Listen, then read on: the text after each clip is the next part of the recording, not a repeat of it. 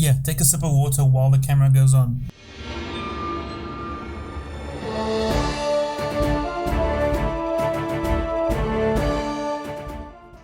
Alright guys, welcome to the Rainbow Cup match between SaltyOrca and RollingDeath. This is map number 2. SaltyOrca won the first map quite convincingly. As you can see, the score is 1-0. And now we're back on map number 2 and we are on the map Golden Pit, which is RollingDeath's home map pick. He went for the Tatars, which is quite an interesting option. And RollingDeath went for the Chinese.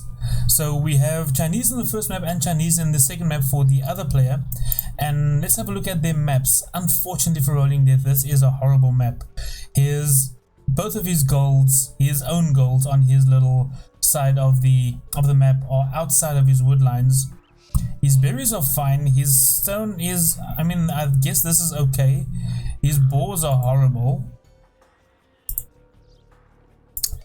And yeah, he still needs to find those sheep there, but this gold is very, very unfortunate for RollingDeath. So he's gonna need to be aggressive pretty early on. Lazarus, this is the first games I'm doing. I had some issues with my connection earlier, so this is the first games I'm casting today for the tournament. Alright, so now we see, if we take a look at SaltyOrca's map, we see his one gold, this is his one gold, is good. It's in the back, it's almost in the corner of the map. His two stones are relatively forward, but yeah, this is going to be a difficult wall off to get these two stones safe. But this second gold is, this is horrible as well. It's also way forward. His wood lines are pretty good. It's pretty close to his stance. His berries are good as well. And at least he has his deer close to the berries. So he can actually just use his berry villagers to take the deer. So not that bad all in all for SaltyOrca in this. He does have gold, safe gold that he can take. For RollingDeath, this is going to be a very difficult situation dealing with this forward gold. What we expect to see in this match, for SaltyOrca, I want to see him go for Chickanoos. I just love the Chickanoos personally. Actually, Lazarus, I do have to cast Panda's game. I am going to cast your and Panda's game probably after this one or the one after that. Right, so let's see what SaltyOrca is doing now. Okay, now he's putting up another house. I think that's a little bit late. He wasn't creating a villager, so that's fine. It's got a lot of villager idle time, a lot of villagers walking around aimlessly doing nothing. Is he going to see this scout coming in? Is he going to garrison his town center? No, he doesn't. Oh, that villager's taking a few, trying to do the house trick with a villager. And he loses the villager. Oh no, SaltyOrca, dude. He tries to do the house trick. I don't know if you guys know that if you place a house on top of a boar that's chasing you, it makes the boar lose its aggro. So he tried to do the house trick and failed twice. Lost the villager. It's even a loomed villager that he lost to the boar. So that's a little bit unfortunate there for SaltyOrca. And now he's a villager behind. This might be the opening that RollingDeath is looking for. This might be a bit of opportunity that he's looking for. Let's see what he does now. Let's see how I don't think he will know about that. But let's see how he reacts after seeing the score is actually quite considerably in his favor. If you think about the fact that your opponent is playing as the Chinese and will have a bit of a lead, considering the fact that he starts with loom and extra villagers. Now, did you have to be in the chat for the cast of your game? I had to watch my disaster being cast by Didymus earlier, so yeah, that was painful. And when will he needs to go take the second one. He's very late on both of his boars. It's already 7.5 minutes. He still needs to take his second boar. Now only going out to get his second boar. He's taken all of his sheep. So SaltyOrca has eaten all of his sheep and only now going to take his second boar and doesn't have enough food to get up to the feudal age yet. Okay, he will have enough food once yeah, once these villages drop off, he should have enough. No, he doesn't. Ooh, this is going to be a very, very late feudal age here for SaltyOrca. And, oh, a very unfortunate ball lure there as well. So let's see what RollingDeath is up to on his side. And I think he just, both players clicking up at exactly the same time. Like a 1% difference between the two of them. And both clicking up on 21 population. Pretty late for 21 population. I wonder, did RollingDeath also lose a villager in the process? I think I need to verify my game files to sort out this little situation over here, because this has moved up a little too far to the left. I think I just need to verify my game files, because I was playing around with my UI a little earlier. How's it RollingDeath? How you doing, Hayden? Yeah, okay, I see now RollingDeath is busy walling up the side of his base. So doing a pretty good job at keeping the back of his base safe, and well, the scout is inside, but that won't cause too much of an issue for him. And not planning on doing any feudal aggression, it seems, because he's not putting on a barracks yet, and he's basically already in the feudal age. I wonder what he's planning on doing after this. So doing a 21 pop feudal and not having any barracks up yet, so I don't think he's planning any aggression after this. Okay, barracks coming up now. This barracks is a little late. Ideally, you'd want the barracks. You want to start hitting the barracks when right before you ate at 60% up to feudal age. You know, start hitting the barracks then with one villager. Then it completes right as you hit the feudal age. And we see the eco upgrades coming in for both players. No horse collar for SaltyOrca. What is he gonna go for? He does have the resources for it. He did have the resources for it. And he's going for a stable as well. Little idle villagers just chilling over there, not doing anything. Little lazy bum. So stable putting up with one villager only. Oh, and this scout being annoying, and RollingDeath could have fought this with his villagers, but he lets the scout out. Now he has a low villager and a few idle villagers on the side, and the scout goes back, and he's even more annoying with another villager. So two low villagers now for RollingDeath, and the spearman not out yet. Oh, dude, at this point, no, and she dies. One single scout, one starting scout, doing so much damage. Just garrison town center, and yeah. At this point, he should have just garrisoned the town center, but the scout will die now. Anyway, will it? Is he gonna get away with that scout? Oh, quick wall, block him! No, I was hoping he would trap him over there.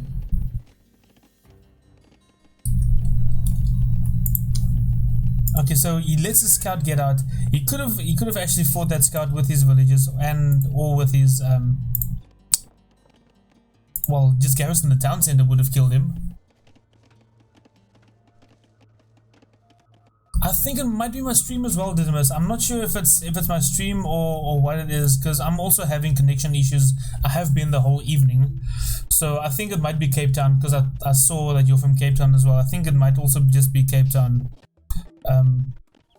because my game and my connection is also pretty shitty at the moment. So we see blacksmith coming up, and is he going to do market blacksmith and just click up like that? SaltyOrca has, I mean, look at the resources for SaltyOrca. He's got more than 800 food already. Only now into gold. He needs to get a lot of gold in quickly. And he still has his scout roaming. Okay, we see RollingDeath scout also still roaming. And now we see an archery range coming up for RollingDeath. The scout eventually dies for SaltyOrca. Is he creating more scouts? Has he created? No, he hasn't created more scouts. He might as well start creating more scouts now. I mean, he's still waiting for wheelbarrow to complete. He'll have way more than 800 food by the time that wheelbarrow completes. So you might as well create one or two more scouts, just to try and, well, firstly scout the map and actually try and be a little annoying. But There is no space for him to be annoying, I think. Yeah, pretty much completely walled off his Rolling Death. Going for stable and archery range. Is he gonna, I'm wondering, is he gonna go for cavalry archers? Might be a good decision with the Tatars. But if I'm not mistaken, let me just double check quickly. I don't think the Tatars get bracer, do they? Oh, they do get bracer. Why did I think? No, it was the Cumans that don't get bracer.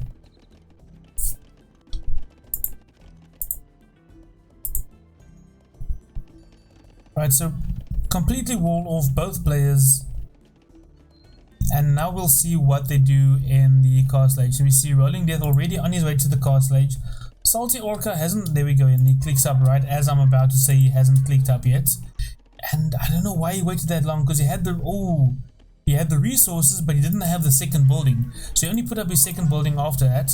So he's on his way up to the castle age now as well. And now he is starting to create, RollingDeath is starting to create some archers. So we'll see what he will be doing with these archers. If he's gonna go for crossbow and then into cavalry archers after that, we'll see what he decides to do. And okay, this scout should die.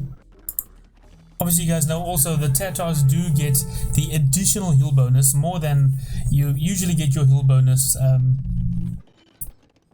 anyway, since if you get, those of you guys that don't know, perhaps if you attack from a higher elevation, any kind of high elevation, whether it's 1 tile or 9 tiles like this, attacking from a higher elevation gives you a 25% heal bonus. Attacking from a lower elevation gives you a attack penalty basically of also another 25%. The Tatars though get an additional 25% bonus on top of that, so that's quite strong. So on a map like this, you want to basically play from the top of the hill inwards. So for the Chinese to actually try and go for the center gold is a lot more risky on this map, since you will need to fight the Tatars uphill, which is, it's a daunting task. Now we see a second stable coming up for SaltyOrca, so he's going to go for double stable knights. And you will see, here we go, exactly, we see cavalry archers coming out. Only one range though. Cavalry archers, you need to have you need to have quite a mass of cavalry archers to actually get anything done with him. So it's gonna take quite some time for him to mass up enough numbers with just one range at the moment. Oh, and there's a hole in the back. Let's see if SaltyOrca actually sees that. Oh, let's see if RollingDeath notices that there's a hole there. Okay, and SaltyOrca does notice immediately that there's a hole, and now he goes and plugs the hole, unfortunately for RollingDeath. And you see a forward town center on top of the hill with at the secondary gold. It will go up, but this spearman just being a little annoying. Let's see, when is he going to send the cavalry archers out? Also, RollingDeath, dude, one little bit of advice, especially, well, if you go for any kind of range unit, you have to get fletching and botkin arrow. You have to get your range upgrades as quick as, that's the first thing you need to get when you go for ranged units. You need to get your range upgrades, because the previous match you got you went for the skirmishes, but you never even got fletching or botkin arrow. So yeah, that your skirmishes are pretty much useless without that.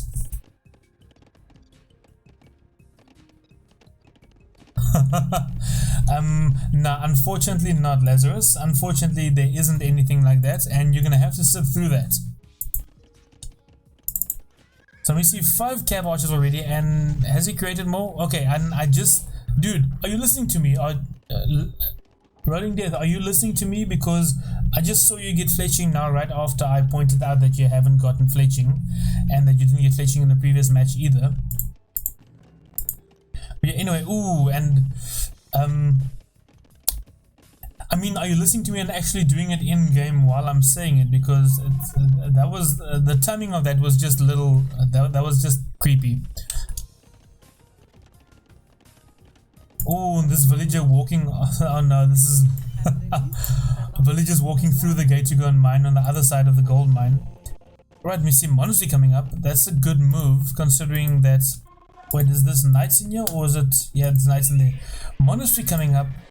grab some relics, and he can actually, to convert some of those knights with the monastery will actually be pretty useful. Good job by SaltyOrca actually not going for the middle first, but just getting himself set up at home.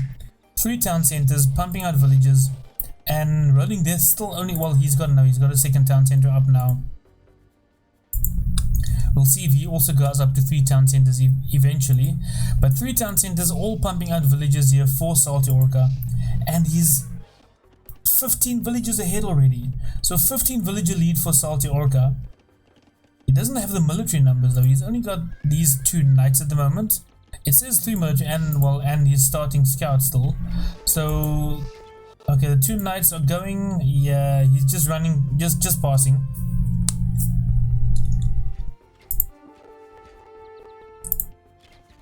Also, especially if you're up against units like knights or any kind of fast moving units, with your ranged units you really want to get ballistics. That's as one of those feels bad moments. If you like have, especially with cavalry archers, you want to get thumbering first and then get ballistics with cavalry archers. With crossbows you would preferably get ballistics first and then thumbering. Okay, and he's just chilling in the middle with his cavalry archers. I don't know if I like that too much. His units could do a lot more damage.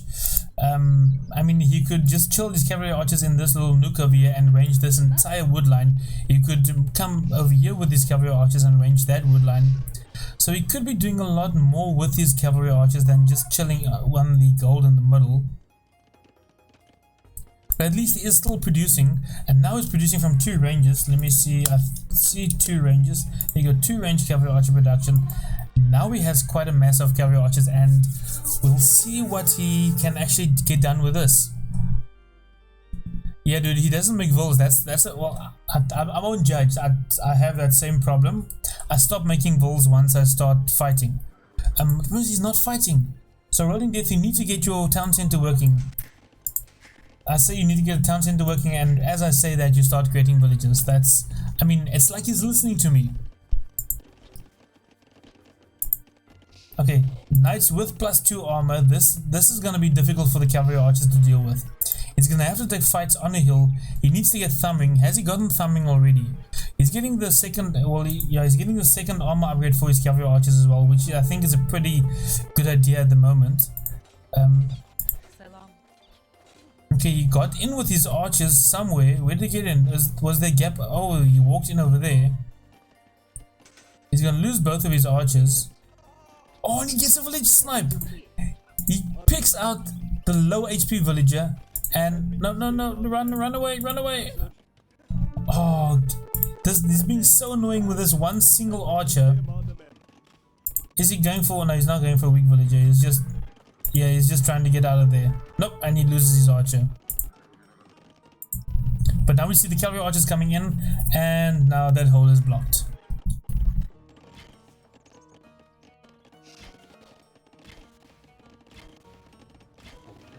Trying to get in. Oh, nice villager snipe there. Getting another villager snipe. No. Yes. No. Well, he's getting more villager kills, and now SaltyOrca eventually reacts to that. He's going to send his knights around. I think these knights will clear this up. It's 14 knights, 14 cavalry archers. Yeah, then the knights are he's surrounding him and he's just melting through him. Oh, this is pretty unfortunate. I don't think he got husbandry yet. I think RollingDeath just lacks some upgrades. So yeah, he doesn't have husbandry, so the knights will easily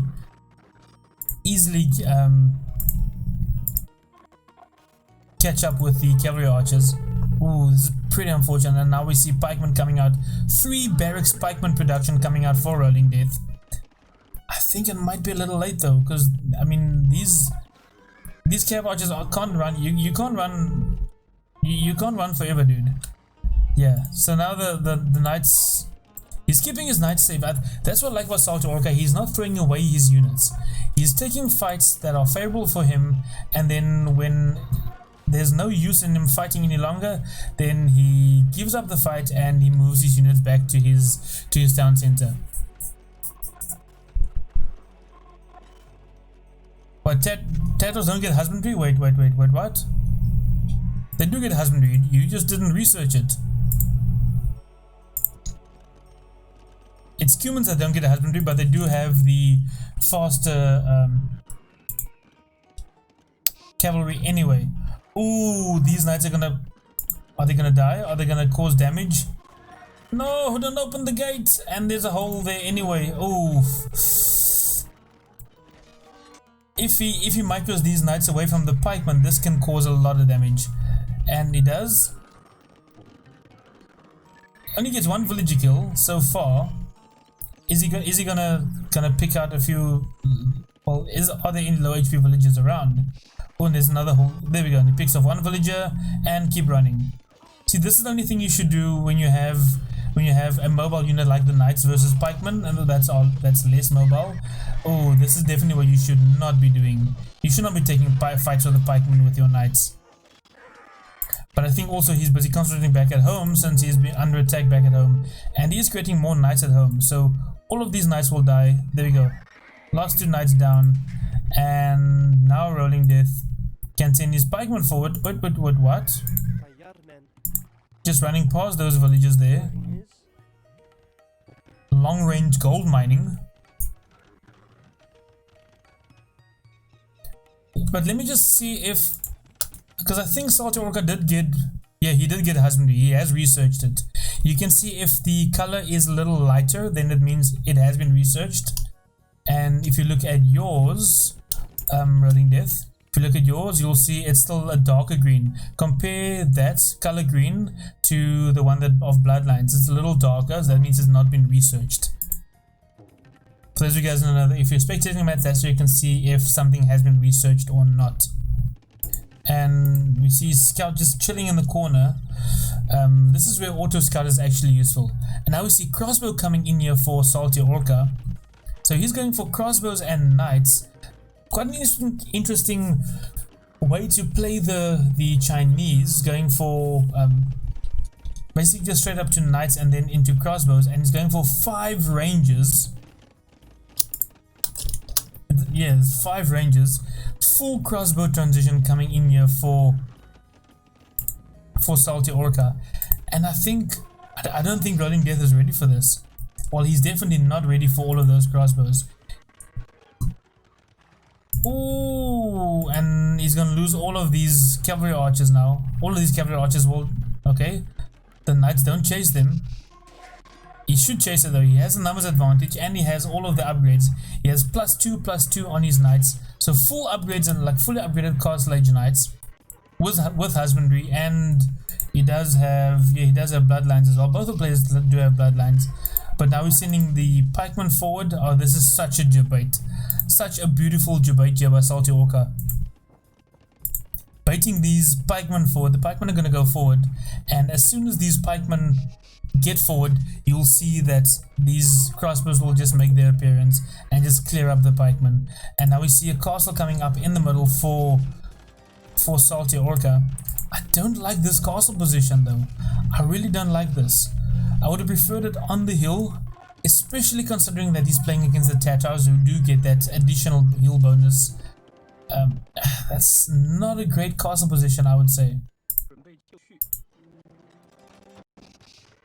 So we'll see how he plays this, and we'll see if SaltyOrca will show his crossbows before. There we go. This is perfect castle position here for RollingDeath on top of the hill, and from here on he can use this as a base of attack into the little golden pit at the bottom.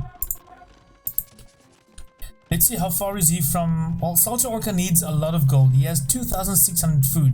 He can basically just spam light cav now and still be able to click up to Imperial Age.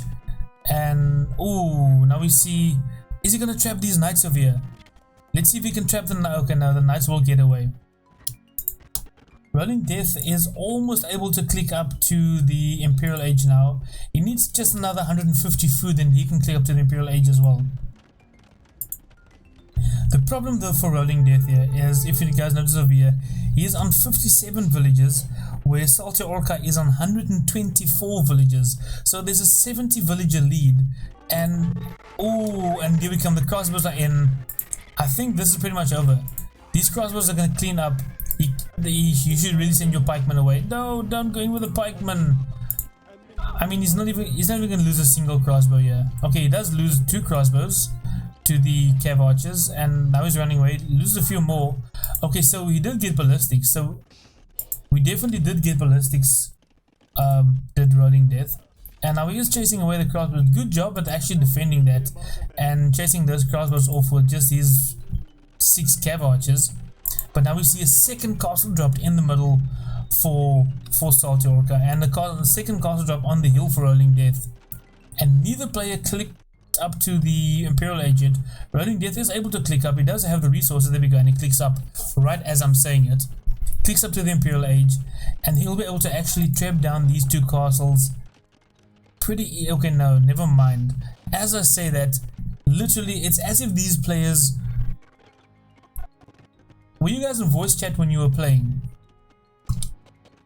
Were you guys on TeamSpeak when you were playing? Because this castle age time is basically identical. I think if I'm not mistaken, in this map or the previous map, your feudal age times were basically identical as well. So we still see for SaltyOrca, we still see the 5 range crossbow production, still fully producing from all 5 ranges. Dude, it's like you guys have everything timed up so perfectly. And I mean, how many barracks does RollingDeath have here? It's got 6 barracks. I don't like that. I don't like the full spearman production. And also going for Keshiks. The Keshiks would be good for raiding. If you can send the Keshiks over to here on the exposed stone or somewhere where there's exposed areas, you can send the Keshiks there. They will actually be pretty useful. But the cavalry archers versus the crossbows for the Chinese, it's going to be a little tough for him to deal with. Chinese arbalist, he will have 8 range on those arbalists. Crossbows will only have 7 range. I mean, the arbs will have 8 range. The sorry, cavalry archers will only have 7 range. So it'll be quite difficult for him to actually deal with that. But we'll see what if he can actually get something done with all of these crossbows. I mean, cavalry archers. Why do I keep saying crossbows? There you go. Both players getting into Imperial Age.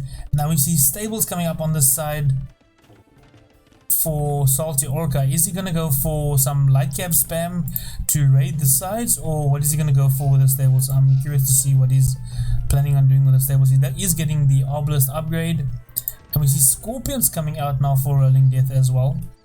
So arbalist, bracer, and archer armor coming in for SaltyOrca, ringing in those military upgrades, and even getting blast furnace as well, and the 6th stable coming up on the 5th stable on the side.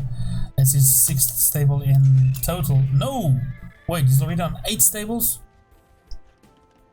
Okay, so is he going for full light cav transition,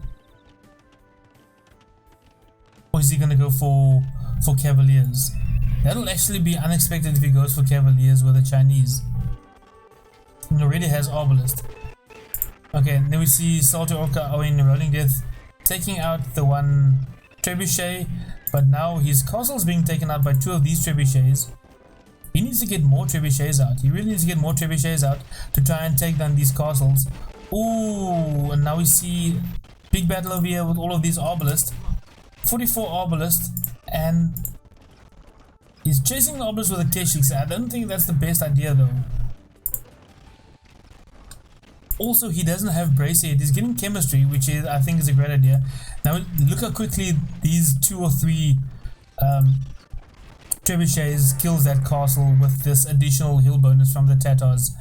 But now we see his castle goes down, and his other castle will probably also go down pretty soon. Still only regular scorpions, only 7 range on these. They will die pretty quickly to all of these arbalists who have 8 range, and I mean that's 7 PS armor. So the arbalists do what? They do 3 damage per shot to the scorpions. So 10 arbalists will kill a scorpion, 14 arbalists will kill a scorpion in 1 shot. And wait, did he lose his trebuchets? No, dude, make your trebuchets work. He can take out these trebuchets pretty easily. But now we see his castle is gonna go down. This castle is gonna go down. Then he doesn't have any more castles left. Yeah, this is his last castle. He doesn't have any other castle after this. Some good shots there by the Scorpions, even though he's losing all of them, unfortunately.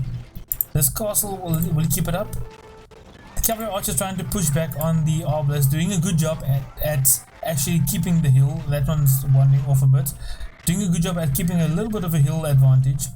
But he is losing all of his cavalry archers, and he's chasing off, chasing into the castle fire.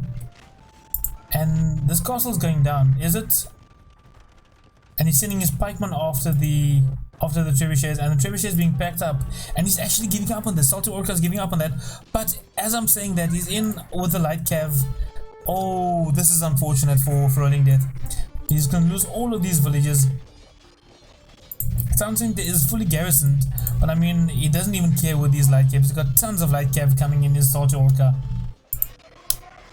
I mean, look at all his resources. He can even spam Cavalier now, and he has enough resources to actually keep up with that. He has enough food and gold to keep up with Cavalier spam, to create at least 80 or so Cavaliers. That's the difference in actually booming up to 120 villages compared to the 60 villages that RollingDeath is on, and he's still losing more and more. I think this is pretty much over. I think this might be where he calls it. And then we see another castle coming up in the middle for RollingDeath, and you stop. No, dude, you stop repairing. And this one injured half HP trebuchet is gonna take down this castle. And there we go, the castle's down, but RollingDeath still is being raided inside his base. This is savage. And now the pikemen are running away from the light cav, and the light cav are killing even more villagers on the wood line. I don't think RollingDeath has a way to come back into this. He doesn't have the eco behind us to actually produce more. He can produce a few more pikemen to deal with the light cav, which is what he's doing. But now we see this ball of what? 33 obelisks coming in, and he has nothing to do against the obelisk, and he calls it. Great job there. Oh, that was pretty impressive. That was, guys, this was masterclass. Shaky start. Dark Age, Feudal Age was a little bit shaky for both players, but SaltyOrca did pretty well coming back in that, bringing it back in the end, and RollingDeath. Yeah, I do it for the memes. He rolled RollingDeath in the end. So pretty well done. 2-0, SaltyOrca takes this one. Thank you for watching the video. Remember to subscribe by clicking on my face to the left. To watch what I'd like you to watch, click the top video on the right. If you'd prefer to see what YouTube thinks you should watch, then click the bottom video. So until next time, happy gaming.